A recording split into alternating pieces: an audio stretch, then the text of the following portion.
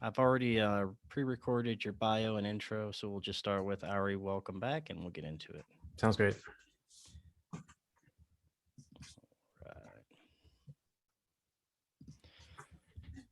Ari, welcome back. How you doing today? Doing great. How you doing? I'm doing awesome.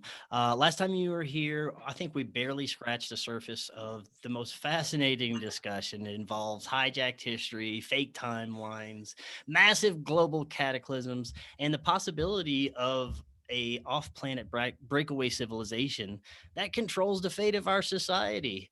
And with everything that has become truth that was once conspiracy lately, I don't doubt any of this stuff, and it's super fascinating.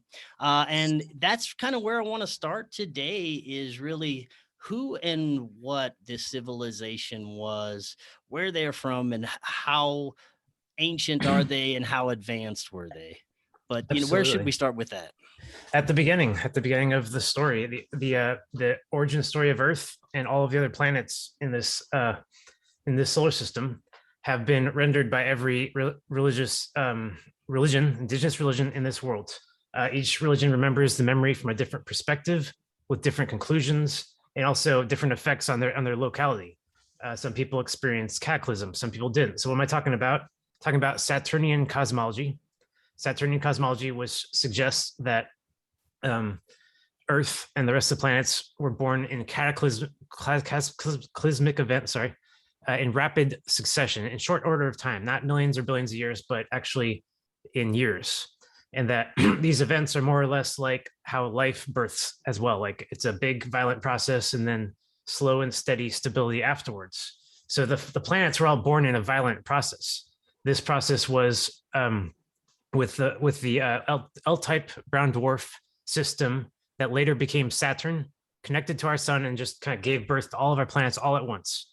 These stories were then passed down in myth, and as the myths hit us today, we don't understand them, like Kronos having all these children, gobbling up all the children, and then having one of the biggest kids, Zeus, or goes by many different names, coming out of the belly and saving all the other children. These stories make no sense to us, but if they were planets following plasma physics, as described by the electric universe theory, then actually all of these myths make sense, every last one of them.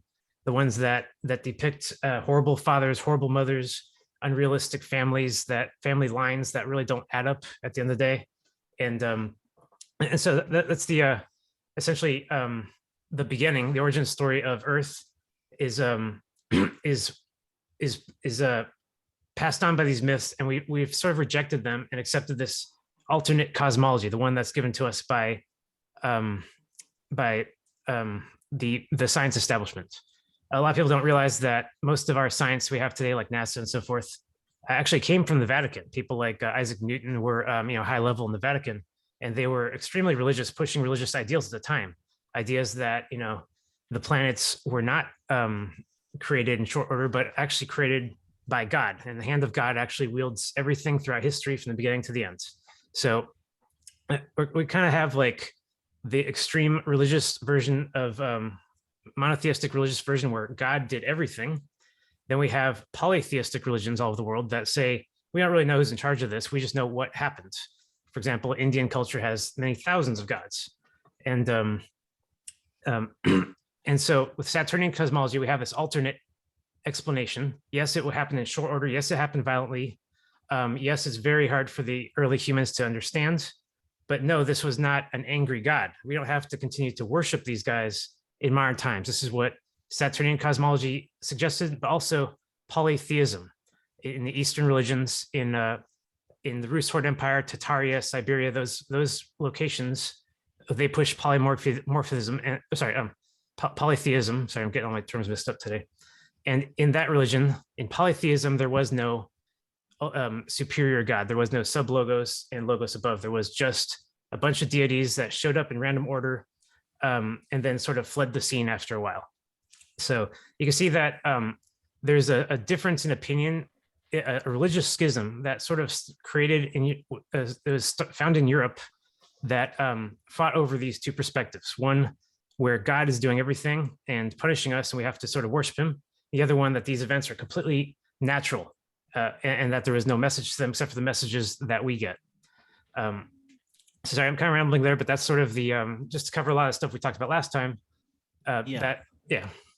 Well, I want to go back to for a second for the Saturn cosmology Yeah, of please. what the ancients kind of saw in the skies based on a lot of accounts was a lot different than what we're seeing now. Right. Is this based that on that Saturn was in a different place and maybe closer to the Earth, and we saw it as our sun?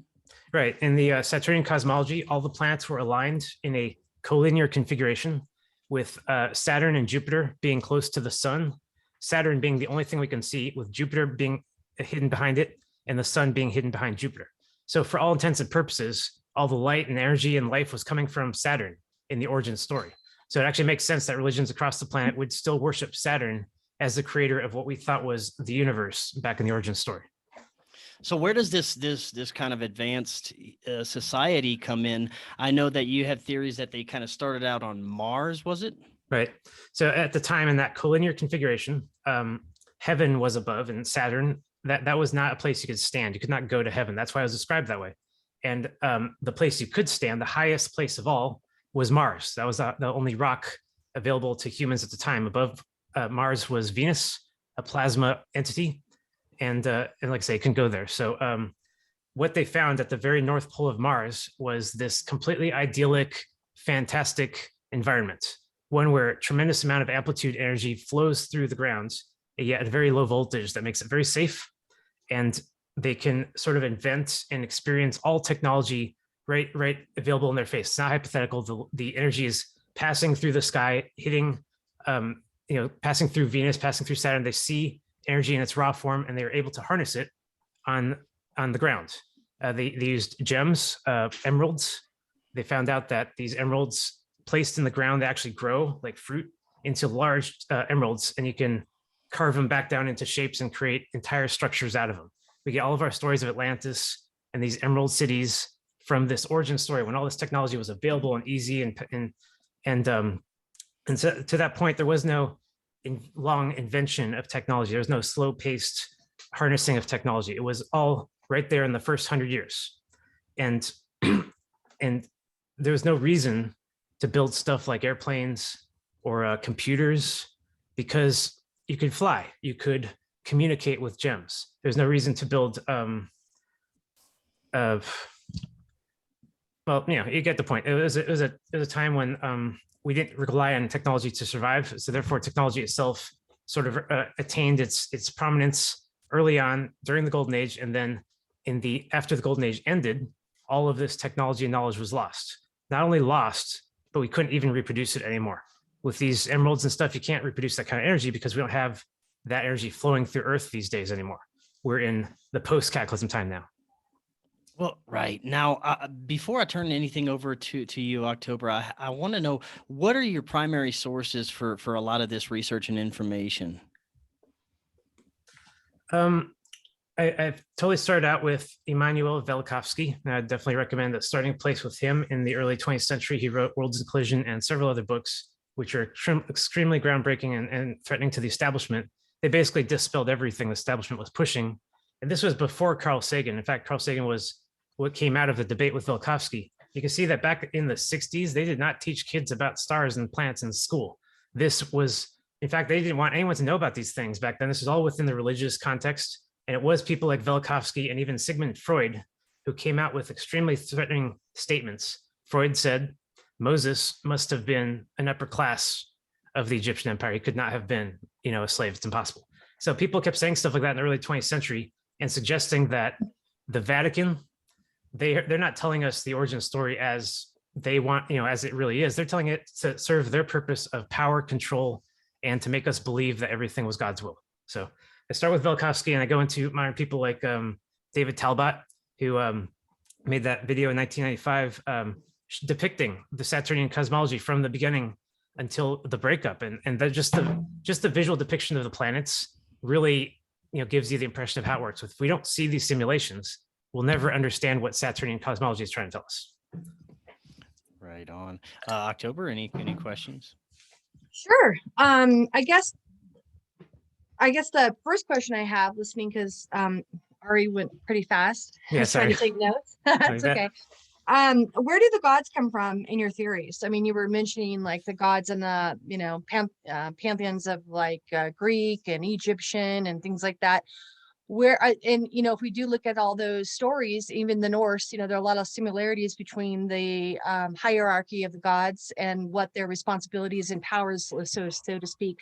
So I've always thought that there was some kind of link, supposedly because back in the day we couldn't travel around the world. And how are all these different ancient societies coming up with, this basically Right. these origin stories and this hierarchy and these gods and the abilities that they all have. So, and Tartaria for me is something very, very new. I'm a historian. I don't know if you know that. I'm graduating here soon with my history degree Nice. and going on for my master's. And I'm not doing it because I necessarily believe in mainstream academia, but it does teach you how to research, and it does teach you a lot about the written history that we are being taught. So for me, it's important for me to understand that as I go forward. So Absolutely. wanted to give you a little bit of background, where my Yeah. background is. But so where do these gods come from? Where are they and where do they go? What happened? Absolutely. So a lot of people get confused looking at, say, Sumerian tablets. They're like, oh, look, there's giant humans and they must be gods. And there's a symbol in the sky that must be God. We get easily confused by symbology here, especially with the Vatican controlling all of our artifacts. So just to look at it point blank, what it is, well, we do see giants and small people. And that is because there were many giants in the origin story. In fact, they were the biggest humans of all back then and the smallest humans of all living at the same time. The different planets in the collinear configuration did evolve different speeds because they had different energies being received. If you lived on the south pole of Mars, you would be at Jotunheim, known in Norse mythology. You would grow into a giant human due to the incredible energy in that region, and yet it would be a very cold, frozen region at the same time. Hard to understand, but it's explained, through Saturnian cosmology. So to on that point, where the rest of the gods come from, if the small humans are just humans, and the gods can be defined as a deity that goes through this sort of social story that's quite beyond our realm. We cannot interact with them, and they influence us, but they're not here on the ground. They're literally logos level. That means that you have to differentiate, what God is. It's not a human ever. It's not a walking, person on the ground that had great prominence or a lot of people respected him or anything like that. No, gods have special characteristics. They cannot die. They gobble up each other and they spit each other out. They don't have sensible lineages. So there is only one object out there in this story that follows those patterns, and those are the planets. Each planet was seen in the sky in close proximity by everyone on Earth. And it didn't matter if you lived on one side or the other side of the planet, you saw the same story. And if you didn't see the complete story, you saw a perspective, enough of it to tell where you thought your origin story came from. In the north side of the planet, we saw the Saturn collinear configuration with Venus, Mars, Saturn, Jupiter. On the south side, we saw Uranus, Neptune. I don't believe Pluto is a real planet, and Mercury. And these three planets formed this huge stickman figure in the sky with immense heat, and it sort of made it hard to live down there. So a completely different story, but the same collinear configuration. This stickman figure was not a deity that the Aztecs worshipped. It was simply something they saw in the sky and they wrote down on the rocks. So to answer the question, every single god in mythology actually can be traced back to a planet. And even in the cases when it's not a planet, like as some associated with storm and lightning, for example, like Zeus is, you can actually backtrace the storm and lightning, the cause of it, to the local influence of the planet Jupiter on Earth, causing that storm and lightning. So every time the gods in mythology trace back to actual planets close to Earth in close proximity, causing cataclysm. Very interesting. Any Okay. other, anything else before we move on from that? One other point of that, one thing I'll say about that real quick, Greek Yeah. and Roman mythology, this is one thing that if you ask any of those guys who study this, they're very paranoid about accepting that the Greek and Roman gods completely line up in their pantheon. In fact, they all line up perfectly except for the one Roman god of Janus, the gatekeeper god. That's the only one that doesn't line up. So that's a complete match. And for some reason, modern historians are phobic of suggesting that they could have had the same origin mythology due to the religious schism that still exists in Europe. Well, I'm not an expert on pantheons of gods anywhere. I know I have basic, knowledge of them, obviously, from the studies I've done. But well, I mean, to me, the Romans ripped off the Greeks to form their pantheon because they basically, adopted the Greek culture later. I mean, there's a whole the Greek revival, right, with Alexander the Great. He's credited for Western civilization. So, I Pretty mean, much. it's not a far stretch to see how close they are and why. Right. But that's not the show today. Who coined the term Saturnian? Is that how do you say it? Saturnian. Saturnian. Who coined that Saturnian cosmology phrase? Before Immanuel Velikovsky, I don't know if anyone else has said it. So I would say he did it. Yeah, And- that's the first I've heard of it as well. What is he like? I wrote it down, so I'm gonna check it out, but I'm gonna get the book. But where does he come up with this information? I mean, was this a download? Was this something that he in his studies? What was his background? How how did he? I can actually identify with him because he came from a religious background where he studied the religious texts in detail. If you know the early 20th century, these texts are forbidden. If you're a woman, for example, could not read the Torah for a long time there. So when this guy studied these texts in detail, he came up with a different conclusion than everyone else does. Everyone else like, oh, it's all God. And he said, wait a second, these can be traced back to physical cataclysm. And why? Because he was atheist. He believed that the God explanation was good enough and he looked for something else. Interesting. And what was his background? Was he a historian, a scientist? That's a good question. And I used to actually know a lot more facts on him. I'm just, Last year. as you're in school, I think too. So you always want to check sources, right? So I'm Oh, just yeah. trying to, Yeah. and I'll That's check it out good. myself. I was just curious, because anybody can come up with any kind of theory, but it doesn't mean that there's any validity to it, right? So Yeah, I this just guy- was curious, like like- who is he? Yeah, I've never seen him be called Jewish. I've never heard Velikovsky being called that, but he is Russian and he is Israeli and he studied the Torah. So it doesn't matter to me if he's Jewish or not. This guy was deep into that stuff. I had to study the Torah when I was a kid. And when you do it in detail from a rabbi, you sort of get this impression that this isn't a joke. These guys really believe in this testimony. This is serious stuff. So when I went through that without being theist afterwards, I did the exact same thing he did. I had to look for a different explanation than that one for all of this testimony, because his testimony is very compelling. All the stuff about the Exodus, it looks like you can't make it up. It looks like a real story. We just have to explain where it came from. Mhm. Now, earlier you mentioned that you don't think Pluto is a planet.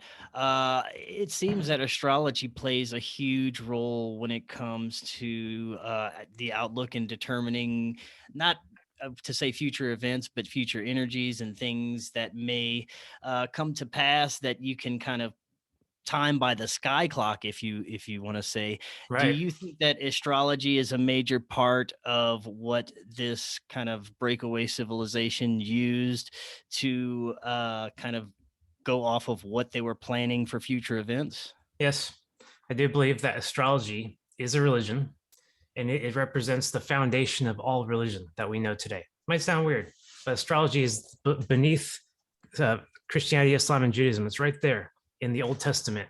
If people that believe in astrology believe in constancy, the idea that things stay the same for a very long time. When I read Fomenko's version of history, his new chronology, his description of the Rus Horde Empire and what they went through, every single stage of their evolution made sense to me. One of the big stages reflected in Western Scaligerine history as Constantine converting the Roman Empire over to Christianity is actually a moment when he converted everyone over into constancy. And that means that he said, here is the new calendar, this Julian calendar that we're pushing. This calendar is fixed year, fixed moon, going back to antiquity. In other words, they were erasing this idea that there was ever this cataclysmic origin of story of Earth and replacing it with a constant, gradual story. Even back then, even in the Constantine days, to me, that was the making of a real nefarious religion. This is not an accident. Somebody was attempting to control religion on Earth by making everyone worship the zodiac. The zodiac, it's like, oh, it's so harmless, so whatever. Well, let me tell you, the zodiac spawned the Jesus story. Every single step of his tale is actually a zodiac sign. Not his original story, not the true story, but I'm talking about the one written in the Bible today. It's actually just a zodiac encryption. And then who else? King David, the king of the Jews. This is a big deal that this guy never existed and that his entire story is based on images of constellations on the zodiac. He went to the water bearer, he slept with these women. None of these things happened or matter to anyone. So we shouldn't be worshiping the zodiac, if you follow me. And we certainly shouldn't think that the zodiac religion represents the real religions of this planet. They do not. They represent redacted, sort of controlled, Latinized Renaissance religions. So, Right on. I'm sorry. Go ahead. So I guess my big question is, I'm listening to you and I'm trying to wrap my head around it because this is a huge, Yeah, a huge difference in what I've believed and learned in my research. But totally. so in your opinion, I guess this is a two-part question. Who and why created Catholicism and the Vatican? And in your opinion, from that point that was created, do you believe that we have de-evolved as a species? Good question. Catholicism means mass, right? It means we're all collecting in a huge mass of humans in faith. That sounds like a plan, right? A scheme that someone wanted that to happen when they created Catholicism. There was always been an order that worshipped religion in that way, the one that said, come to our church and we're in charge and the priests represent God. You can find that all the way back in the beginning of human modern civilization, which I believe started 1,000 years ago. That's the new chronology, starts 1,000 years ago rather than 2,000. During that first 100 years, there were no empires, there was no warfare, there was barely any civilization or cities or anything like that on Earth. This is just after the Cataclysm. We're finally able to start building and moving around the planet. So it didn't take very long for there to be some kind of schism, and it took 100 years. But he describes this European schism forming around this character Andronicus Christ, who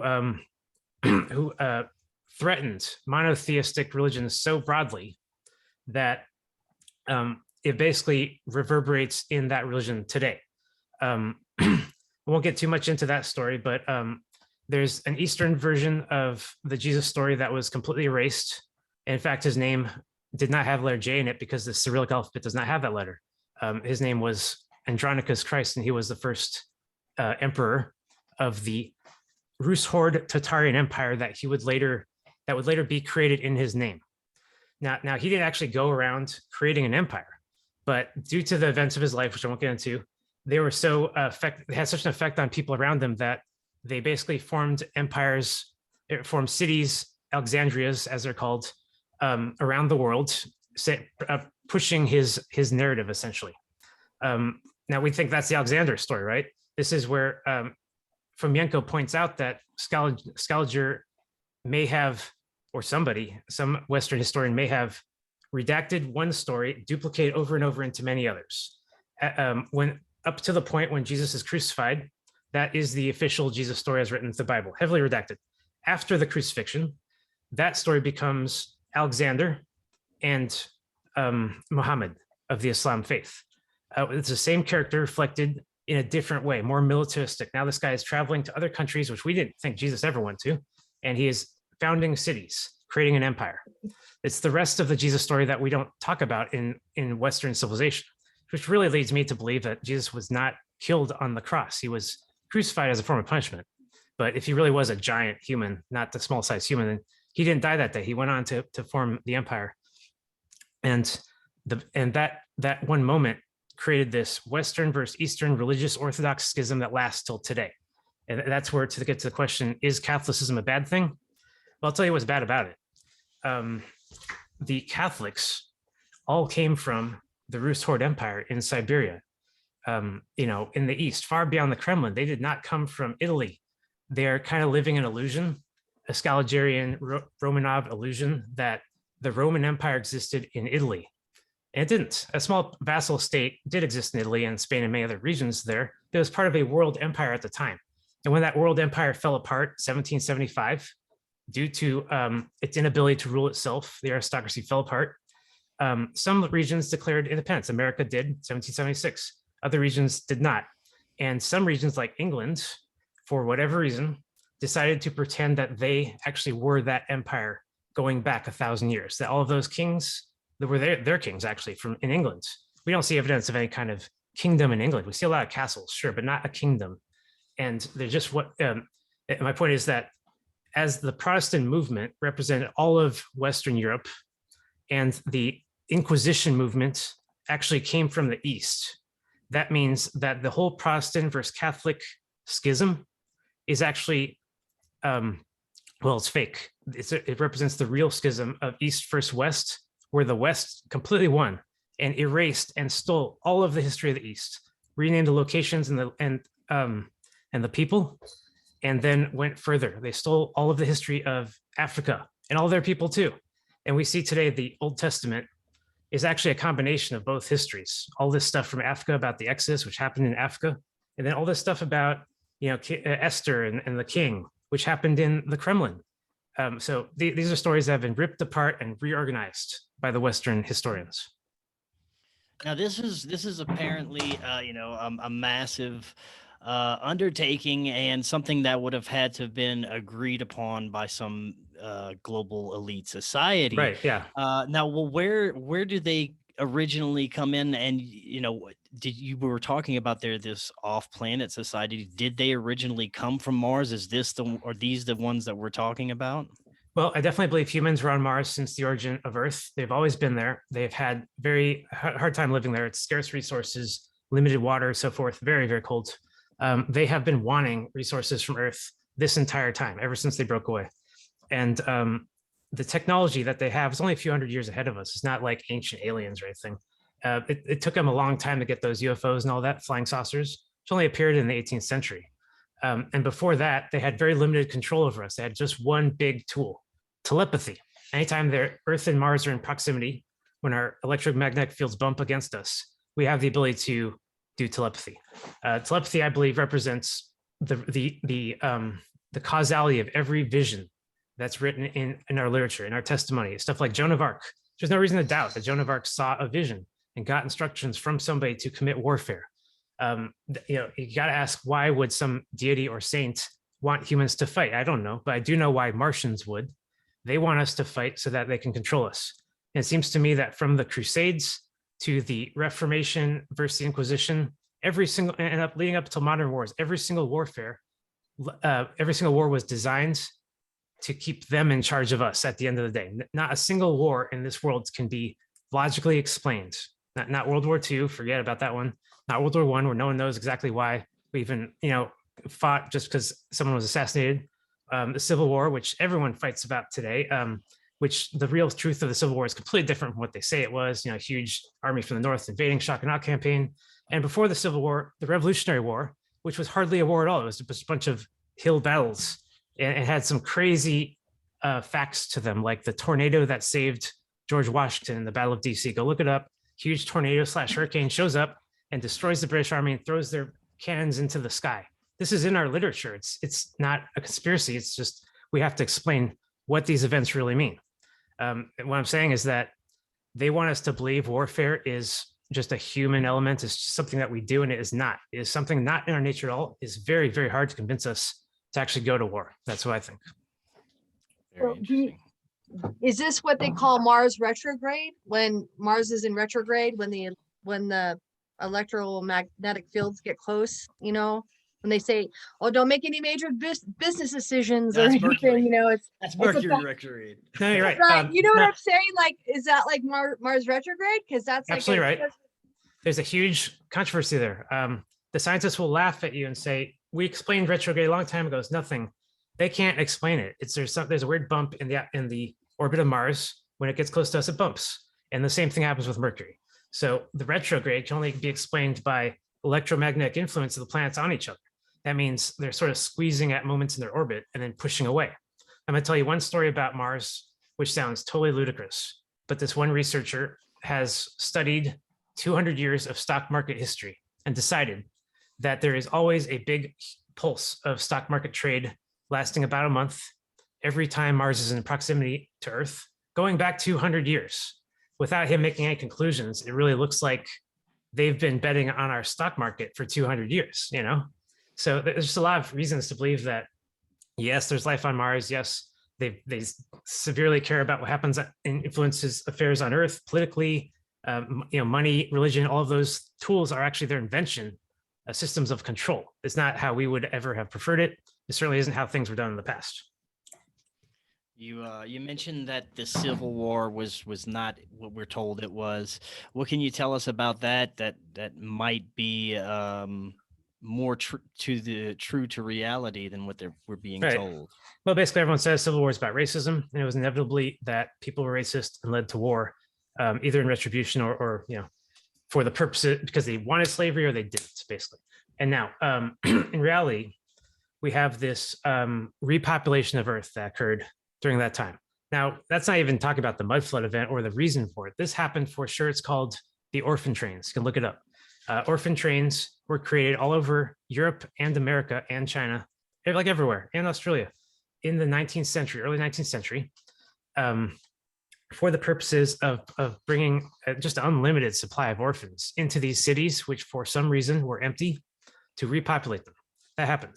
Now, why it happened, we can get to that later. But the more important thing is this led to civil war. Very simply, you can look up the instructions for these orphan trains by the societies that created them. The instructions are explicit. They say, if you have a white baby, you bring them to North America. If you have a black baby, bring them to south of North America. They will work in the plantations. It says that in the orphan train letters. So those orphan trains created all of that segregation that we were told led to the Civil War. It was not some, greed or anything like that. It wasn't even a slave trade. It was literally the orphan trains and their instructions. And then 60 years later, after these orphan trains have completed their mission, you have a population in the South of Black people who get liberated by a population of soldiers from the North. You can see that they could have completely avoided this by just not segregating people by color with these orphan trains. So that's what I'm saying. The orphan train reality undoes the racist premise that they give us for that Civil War. And that, and just every other war in history is not what it seems. Where did the orphans come from? Good question. So that's the most interesting thing to me is I've never heard of this mud flood theory until about 9 months ago. And I've heard every conspiracy theory. I thought I heard them all. This one is just not out in the open until recently. It's a wide open field. Mud flood means that we find buildings that have been covered by mud all over the planet. We don't know why they're covered, and we don't know why everyone covered up the memory of it. They didn't leave behind a sign that said, "Oh, that building, hydraulic, drilling are bad. We're not going to do that mistake." There's nothing to this memory, nothing.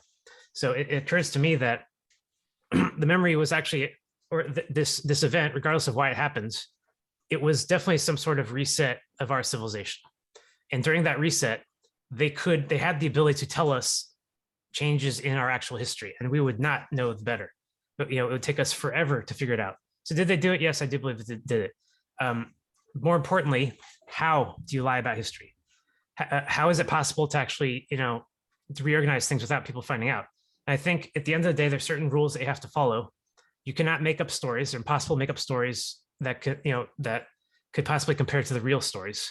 You can't. In other words, you have to lie about when it happens and where it happens. You can never lie about how it happens. And so all they actually did to redact history to add 1,000 years was to duplicate stories from the present and push them into the past. Another little primer that I've been operating on is that if you push stories into the present and the past, the reason why you would do that is stories that make you look good, you push them into the present. Say, oh, that recently happened. We built all this stuff, cathedrals and music. And things happened in the past, like, the Aztecs conquered the Mayans. We're going to push that back into the past, 800, 1,000 years or even more, so that we can't possibly be blamed for that, even though it happened or possibly did happen in the early 19th century. See what I'm saying? So they're just kind of reorganizing the time to hide their crimes. It's all about hiding crimes. where did the orphans come from? And who made the decision of allocating Black babies for slavery and white babies for privilege? Well, in these letters, assigned the society each time, some kind of orphan society that organized the orphan trains. Why it happens? Well, the only real war happening at the time was the Napoleonic Wars. And if you estimate the amount of soldiers lost in that war, about 1 million, you can see that maybe that's where the orphans came from. But I think that this orphan train memory could not be explained by a single war alone. This more or less seems to me like everyone in those cities died and they had to be replaced by orphans. So that's the other part of this. Those cities didn't have anyone in them before the orphans showed up. Otherwise, they wouldn't need to move them in such a way to repopulate. Now, that's if you accept the mud flood theory as it is, which shows that there's a lot of abandoned cities, a lot of buildings that were covered up and could not have been lived in. So we can see that either these cities were abandoned for a while, and that after 40 years or whatever, when they cleaned everything up, they started repopulating them. That could be the reason for all the orphan trains beyond the Napoleonic Wars. Let's talk a little bit more about the mud flood event itself. This was supposedly a global, worldwide cataclysm that flooded the planet with some sort of mud. And there's different theories. Some people believe it actually came from outer space. Right. Some believe it was maybe a nuclear war or a comet hit the planet. I'd like to get your theory on, was this man-made or was this a natural event? I'm sure it's man-made, because if it was natural, then we'd still be looking for it and be like, hey, remember that when that happened? We hope it doesn't happen again. Instead, we say asteroids, and we depict asteroids quite differently as a very different event. Asteroid, covers up the sun, and then all the plants die.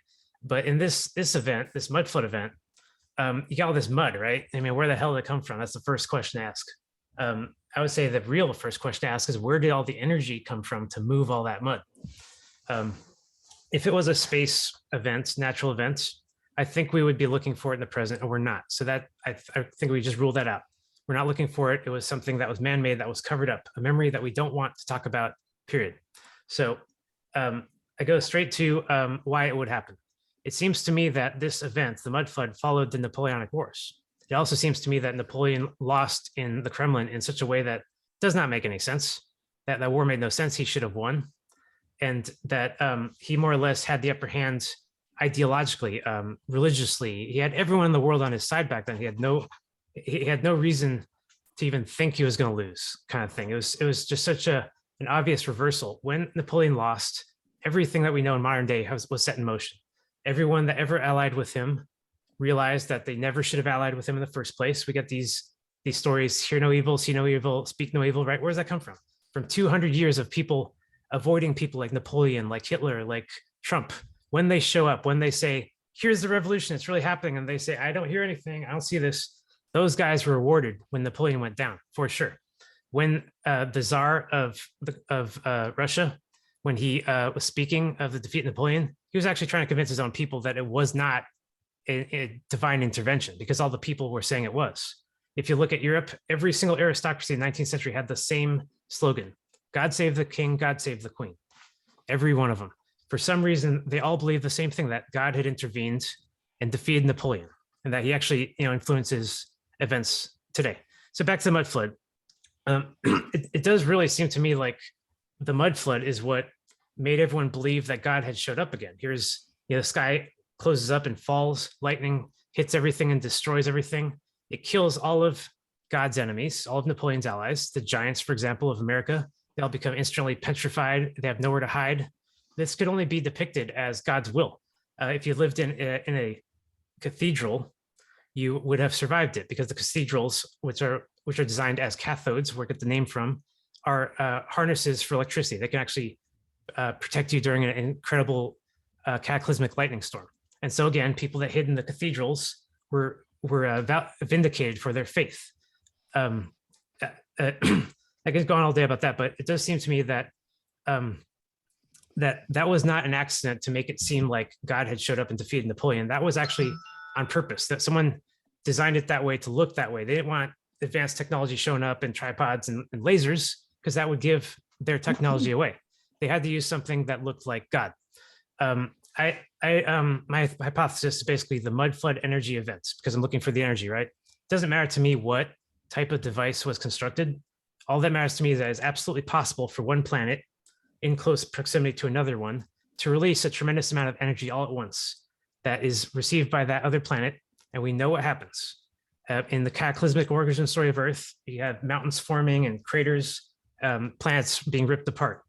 These are extremely powerful forces, plasma, energy, and so forth. And when they hit Earth, they scarred Earth in such a way that created essentially the landscape we know today. Before the 19th century, we saw a different map of the Earth. That is not conspiracy again, that is fact. Historians say this other map must have been a mistake by early cartograph technology that was not accurate. But there's some big mistakes in the graph. For example, the island of California. In the 18th century, many maps show California as an island with a clear ocean in between. Also, there's complete absence of a Grand Canyon. There is no Grand Canyon in the 18th century. It's not there. You actually have a few testimonies from Spanish travelers who never saw Grand Canyon and traveled right through that location. You see also European travelers who say they saw the Grand Canyon. Fine. I do believe that they'll always find that testimony if they need to. But the point is, you have to reckon with these maps. For some reason, there was no Grand Canyon and California was an island. And then a century later, California is merged, fused into the continent. And there's this Grand Canyon lightning scar that goes all the way through Utah up into Colorado. Colorado also, huge mountains forming in dendritic patterns that do not appear in any previous maps. In India, you have the Himalayan mountains, this huge just pushing down of this mountain region does not appear in old Indian maps. You instead see these old cities, fabulous cities that used to exist in India, like Shangri-La, for example, which has now become mythical because we can't find it because it's been completely destroyed. Just pull out Google Earth and look at the Himalayan mountains and you'll see there's something really weird about their shape. The official explanation, it's a thrust fault from a continental drift collision in the prehistoric times. But just really think about the Himalayas and try to imagine that thrust fault forming, and you'll realize this is not a thrust fault. This is like a heat scar. It's the land melted and got pushed downward and then froze as it cooled. Take a look at it and you might see what I'm talking about there. So to the point, there's a lot. Mud flood is a wide open topic. There's all these contradictions available to study. There is no answer yet. So that's why I had to jump immediately to my conclusion, because I know in my research, I'm very convinced that there were humans on Mars, that they had been influencing our affairs this whole time.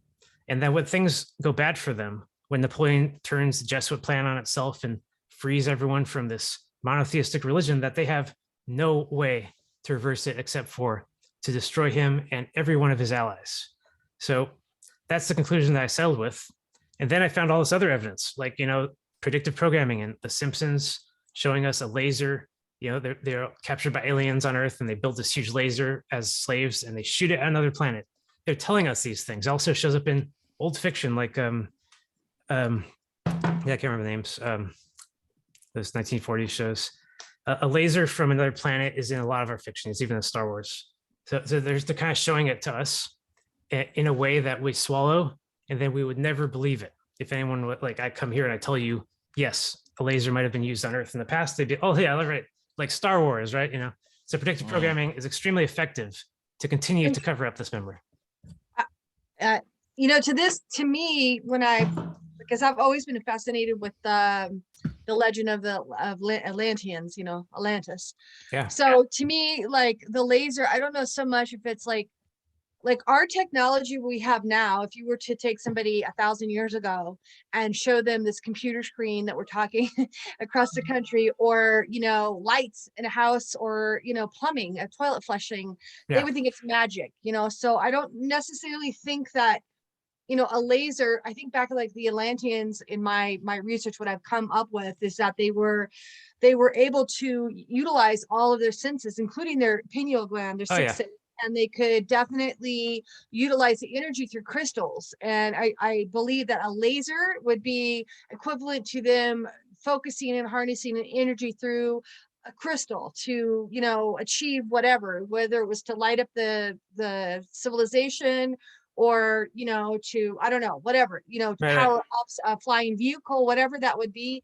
They were able to do that. So just because it's not modern technology doesn't mean that it's not high technology. And I think as a historian, when I go back, because I'm listening to you and I'm trying to have an open mind, and that's one of the things as a historian, we appreciate it.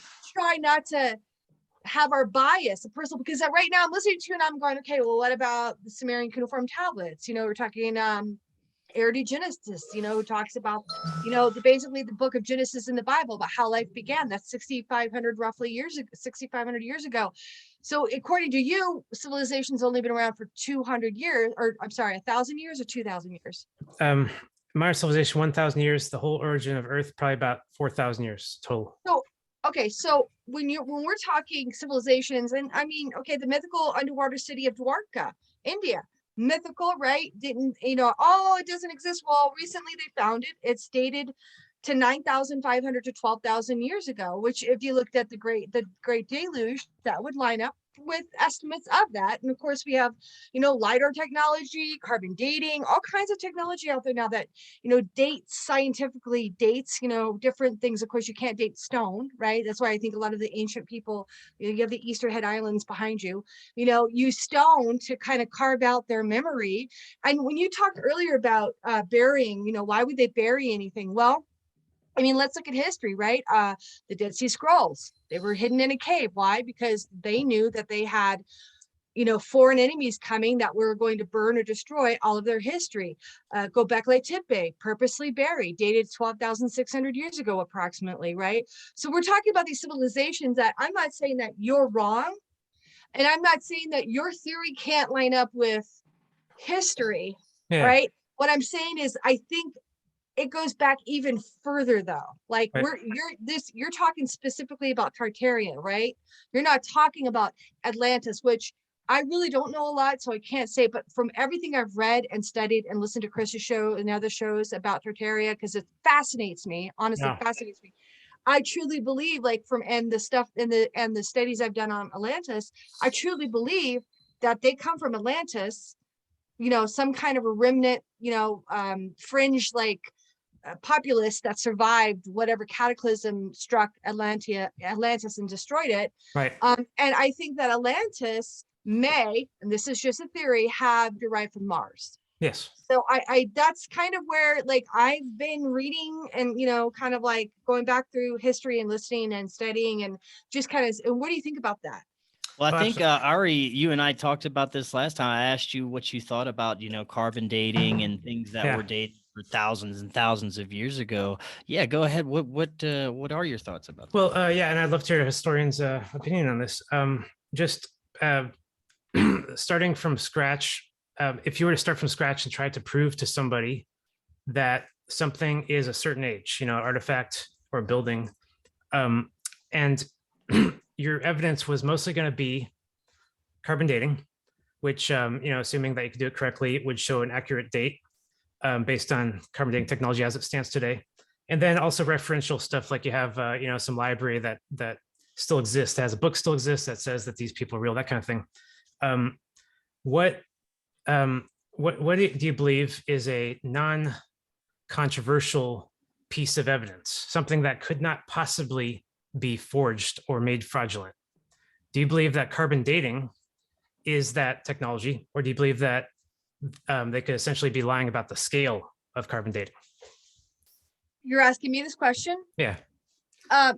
I will say that science, and this is not, I'm not bagging on science, okay? I think it's great. But it has known to be wrong. So Yeah. I think we have to take everything that they say, like when I had 5 grown children, when my kids were babies, they said, put them on their side, put them on the side, don't put them on their back, never put them on the back. And then now, there's a new science out there saying, oh, you should put them on their back, or you should put them on their stomach, which we were told never to do. So what I'm saying is we like evolve, right? We learn, and new science comes out with new studies. And let's face it, new science has become a culty joke, but that's just my opinion.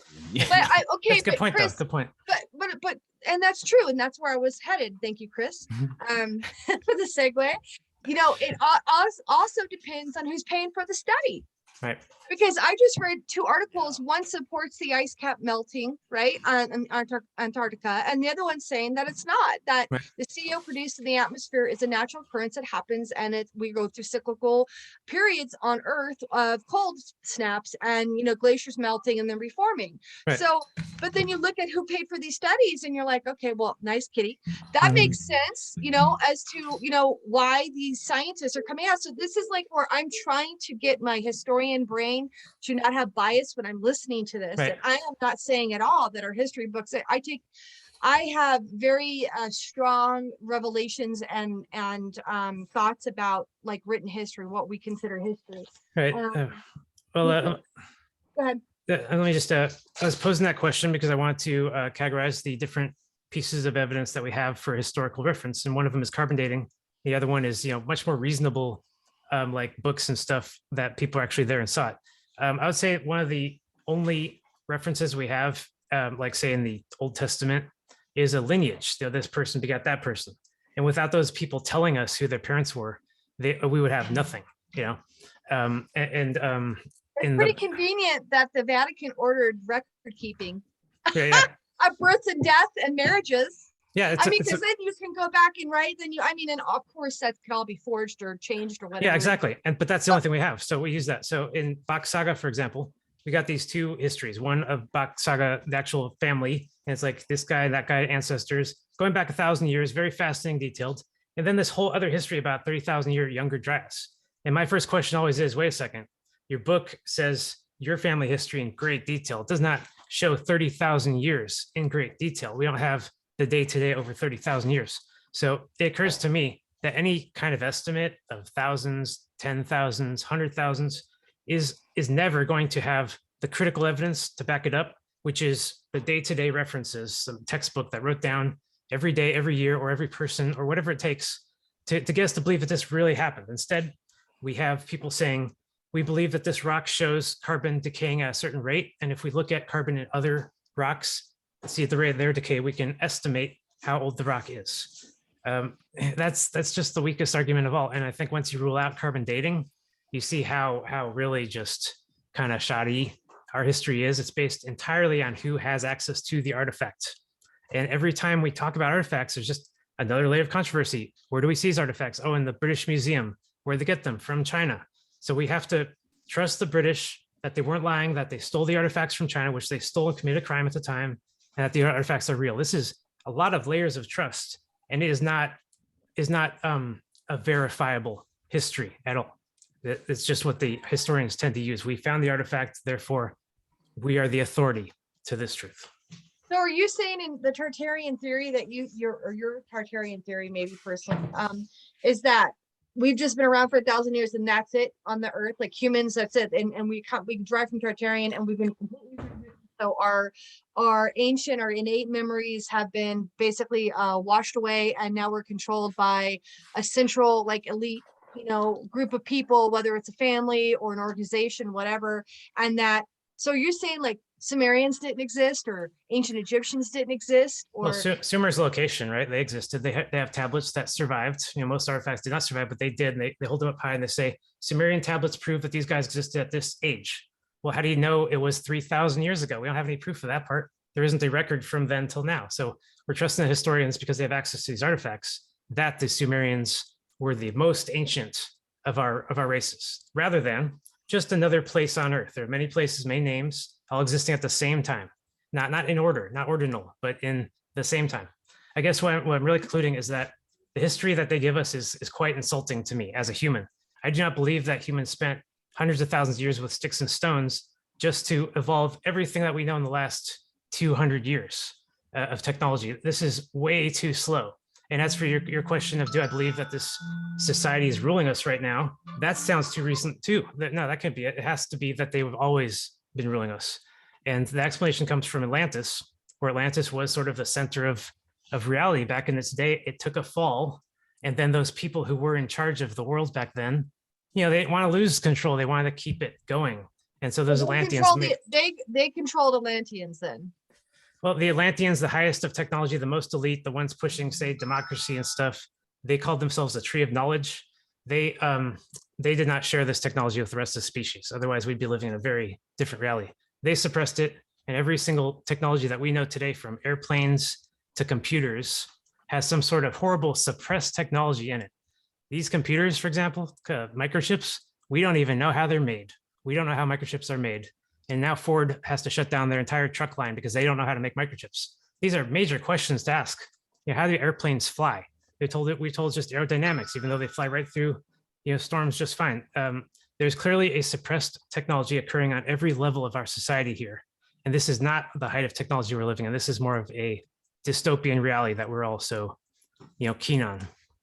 Yeah, you're absolutely right. And when we find out more and more about how jets are flying, and they may not even be running off of the jet fuel like we think they are. It's insane, some of the technology that they're hiding from us. But I want to go back for a second to the mud flood and the buildings.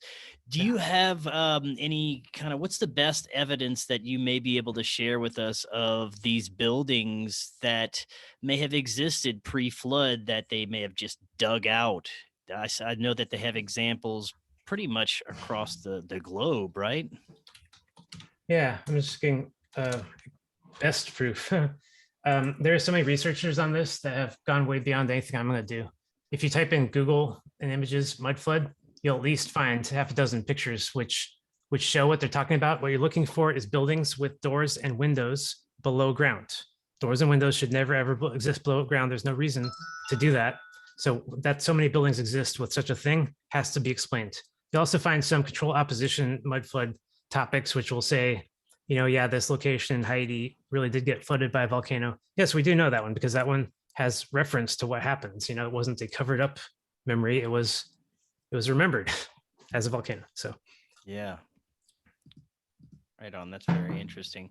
So is there any like buildings in particular that you kind of have reference to that you know of, or any sites or places? let me take a look at my folder real quick.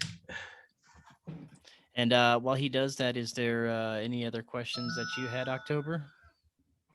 I mean, I have a lot of questions. We don't have enough time to cover all of them, but Now, before, just real quick, when approximately do you believe this mud flood occurred? How many 100, 200 years ago? I'm pretty sure it was 1816 to 1860, roughly 40 years. Okay. That's my estimate. So here's a little photo, Temple of Artemis in Turkey. You can see how like pillars are underground here. Every time they excavate these ruins, they're always buried. A much better example actually is Jerusalem. Let me see if I can pull that photo here. I'm gonna go through. Okay, this is the White House. Sorry, give me 1 second to pull up. Yeah, no worries. A bit better one. Jerusalem. Yeah. All right. So like my whole family lives in Israel, and I've been to Israel many times in my life. I'm very familiar with Jerusalem, and we're told that this is this ancient city that it's the oldest. Actually, it's the oldest city in human civilization. That's what they tell us. But it obviously experienced some kind of mud flood event. When I went there, I noticed that the shop owners are constantly excavating below their shops. They're finding ruins of an older civilization below the locations that you can walk in. So that's all over the world. I mean, you're talking London, New York, right. Edinburgh. Every major city has catacombs or cities they built on top of. Right. And so the answer is, the answer normally would be, or I'm sorry, the official answer is that they just build on top of the ruins of their old buildings. But if you ask any builder, does any builder in history do that? Is that heard of? No, it's not. You take down the structure and you build from the foundation. So not really. I mean, I'm sorry, but if you go to Machu Picchu and there's other sites like that around the world, there are lots of ancient sites that have been they've left the foundation. Well, I think they did that more out of respect towards the previous civilization, from what we're told. Oh, they would do that. They should do that. Yes. Yeah. I'm just saying that some circumstances. Now this, I don't think they would have respect for the previous civilization, so they would just, But it is interesting. Right, and this one you can see the actual building was covered up to a really high level, and then it was excavated. If they can excavate, then they will, but sometimes they can't. Apparently, Paris is considered a mud flood location because there's a huge basement below the Eiffel Tower. There's a suggestion that the Eiffel Tower has been rebuilt. That wasn't built when they said it was, that it was rebuilt from the version that Napoleon had built in the first place. Got some more buildings. See if we got anything interesting. These mud floods, so it wasn't like the Great Deluge where the entire earth was supposedly flooded, and you're talking like these are like targeted areas where the mud flood was unleashed to cover up a general population and also a well-known history of that population at the time. Right. The biggest target was Siberia. If you look at Siberia today, it's a huge wasteland, gets negative 60 degrees, and pockets explode in the ground, 10 meters wide. No one knows why. Just huge pockets explode in the ground over there. is a rot territory, is rendered, it has been destroyed. We could say, oh, it's totally natural or something like that, but there's this memory of this Tatarian Rus horde empire that's now being pushed by the Russian government. They started in 2014 when we did all of our SAPs on them. They took over Crimea and they started pushing back against Western propaganda by releasing these maps in 2014. So if these maps are true, if they ever existed, then something happened since to those locations to make it to the Siberia we know today. And that location has been completely destroyed. So real quick, the Ring of Fire here, I want to point out, we're told that this is how the continents combined and so forth. But the theory that, well, let me pull up a different photo here. You're talking the theory that all the continents were together at one point? In Saturnian cosmology, the Earth actually grows in size and then shrinks later. So there's a reason why the continents all used to fit together. The Earth grew. It's called expanding Earth theory. That one's been around for a long time. As far as those continents causing volcanoes, I'm just going to say that's not a good reason for volcanoes. It can't be that the continents like open up now and again by accident and that we have regional volcanoes. Instead, the Electric Universe people have suggested that these locations are actually lightning scarred, especially Western America, throughout Utah and in Arizona.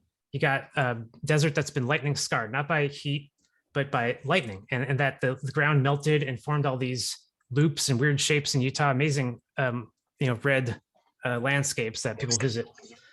So this event, like I said earlier, if this mud flood event led to the creation of the Grand Canyon, if the Grand Canyon was created 200 years ago in this tremendous lightning scarring, then we know where all the mud came from that hit the rest of the Earth. It was dug up by this tremendous energy, and it was just dumped everywhere else. The question is, why would the people who did this event possibly want to destroy so much land? Why would they want to leave mud flood behind? Isn't that evidence of their crimes? And this question, it still has to be answered. My answer for that question is that the mud flood event, as we know it, was unintentional. It was not something that anyone wanted to happen. It was an accident, and it happened as a result of Mars shooting Earth with a directed energy weapon, destroying all of those enemies of Napoleon one by one, every region, carving out islands, carving out the Bering Strait so that you can't walk across it anymore. And all of that heat did not dissipate from the Earth. It stayed there. It built up. That's what heat does. You can't destroy heat or get rid of it. And after a while, underneath the Earth, we had a secondary discharge. Secondary discharge is something, again, the Electric Universe people have described. When the Earth heats up too much, it discharges from inside, from the ground, up into the sky. It's the memory of the Chinese dragon is actually this lightning scar searching the Earth and destroying everything it sees. So I got this theory from Electric Universe people. The only thing that we disagree with is they think it happened in antiquity, and I believe that the rendering of Western America could have happened in the mud flood event 200 years ago. So you think that the Russian government may know about this true history, and they're kind of giving us little breadcrumbs? The Russian government, 100 years ago, represented the worst government we've ever seen with Bolshevik communism. It did horrible things in Europe, and it eventually fell apart in the 90s. Since the 90s, Russia has not been much of a government. It's sort of like a preyed-on country where everyone's taken their territory. And they've recently gotten their act together. And it seems to me that one of the ways that they fought back against Western infiltration was to release their maps and archives that they have in the Kremlin. They have all that stuff, and they're going to use it as a counter weapon. They're going to say, no, you guys are lying. And what have we seen from the West our entire lives? We've seen Russophobia. They've telling us in movies and everything that these Russians cannot be trusted, do not talk to them, etc. For sure. So, it would make sense. Go ahead. I'm going to go back into anthropology a little bit. What about like hominids like Neanderthals and Australopithecus, that roamed, the earth 2.5 million years ago, and Neanderthals, I think, 40,000 years ago, that lived on the earth, Denisovans, at the same time that humans did. And I'm giving you the historical timeline, not no, it's all good. So all of those, are you saying they didn't really exist because we have bones and skulls, or you're saying that they did exist, but that has nothing to do with Tartaria? There were just other creatures roaming the world. Oh, I'm just saying that they changed the date. That's it. Those bones are real, but they changed the date. You can say the bone is a fossil from a million years ago, but fossils can be created by lightning. Fossilization is instantaneous. It's a lightning effect. The petrified forest might have been created by lightning strikes. If that's the case, again, electric universe theory, they say that that's the case. And Sapphire projects, go look it up, have reproduced lightning petrification in a laboratory. So they're not making it up, they reproduced it. They've shown that bones and everything can be made into fossils in a laboratory or in a lightning strike. But more to the point, who are the Neanderthals? They are the Aborigines.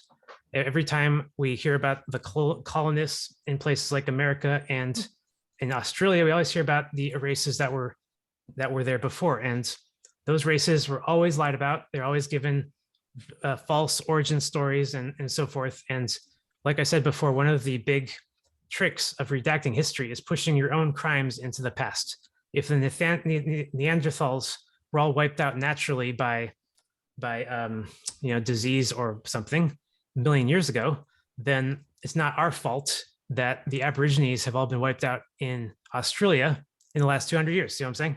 They pushed their crime way into the past so that no one would suspect them in the present. Well, if anybody really wants to know too about the orphan theory, I mean, it's very well known that orphan ships were sent to Australia from England. In fact, I actually know somebody who is whose ancestor was on one of them, and it is a crying shame what they did to those children. But I mean, that is something that you can check out. There's a tiny little bit, vestige of history with that. So. Yeah. I mean, it does have a little bit of validity as far as the theory goes. When we know modern, we can look back and we can trace, that actually did happen at some point in time. But it's it's an interesting theory, and I am definitely going to look into it more. Yeah, so this stuff is so hard to kind of validate because they have lied about everything in our history, and most of the things we have learned growing up is through falsehoods, and history is written by our victors. So we have to go through this stuff, and I'm glad people like yourself are doing this research and bringing these alternative ideas to us. I think it's super important, and I want to thank you and keep it up, man. Keep going down those deep rabbit holes, and we're gonna have to have you back on and discuss this again in the future. Absolutely. Yeah, before you head out, let everyone know where they can find your stuff, social media, if you got any websites, all that good stuff. Yeah, just go to paradigmthreat.net and you can find our Discord link. And in there we have a pretty thriving community. A lot of people joining lately, sharing a lot of stuff and debating everything. It's been great. So come check out our Discord. I do have one question more. Please, yeah, go ahead. So we live in really bizarre times. So do you think that there is another attempt at a reset right now? Yeah, I believe the date was 2016 on February 16th. Just like Bill Murray said in Ghostbusters 2, he wasn't kidding. And the idea was that if they could repeat the last 100 years of history from the reset of 1816 and 1916, which was World War I, then they can literally predict the future of the next 100 years. And they can sort of see where their flaws were in the past and correct them on a timeline, which gives them the immense power to predict the future. This is the only real way to predict the future, is by hiding the past from everyone else and then forcing them to repeat it. Well, there is a reason that the phrase, history is written by the victors was actually coined. And I think that that's important for anybody who's listening to the show that I have to admit, when I first heard this theory and stuff, I was like, oh, Jesus, another theory, I was like, this is another one.